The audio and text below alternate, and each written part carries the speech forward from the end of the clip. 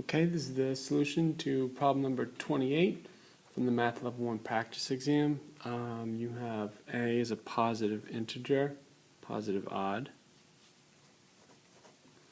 and B is a positive even.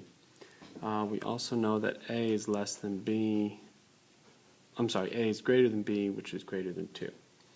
Okay, so we're looking to see which of these choices has an even number of factors that are positive. Well, one interesting thing to note is that a perfect square has an odd number of factors.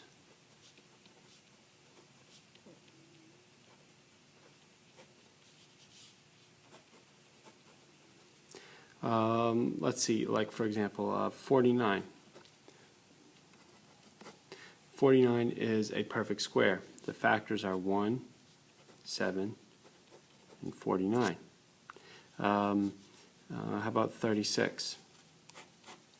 36, 1, 36, 2, 18, 3, 12, 4, 9, 6, and 6. 6 times 6. So each of these has a match. Each of these has a match. 1, 2, 3, 4. 1, 2, 3, 4.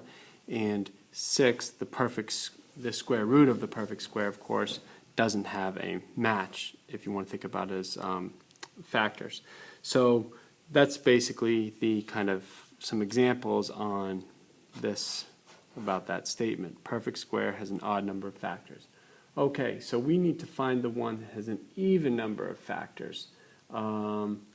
Take a look at choices B, C, D, and E.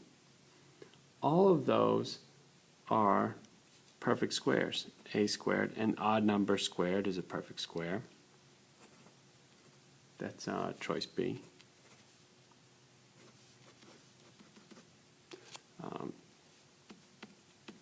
Choice C, an even number squared is a perfect square, like 4 squared, for example. Choice D, A plus B, that's an odd plus an even, is an odd number. An odd number squared has an odd number of factors. It's a perfect square. This one here, A minus B, well, back in the beginning, one of the statements is that A is greater than B, so A minus B is positive. It's an odd minus an even, so it'll still be odd, but either way it's a number squared, so that will have an odd number of factors. That means that all of these choices get eliminated as possibilities. Now choice A squared, well, A is odd, you multiply that by 2, an odd number squared is odd.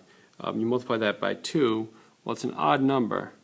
An odd number squared is odd, so you can guarantee that 2 is not a factor. So it's a distinctly new factor, so to speak. Which means that if just the A squared had an odd number of factors, you multiply that value by 2, all of a sudden you have an even number of factors. And that is the answer to the problem, choice A.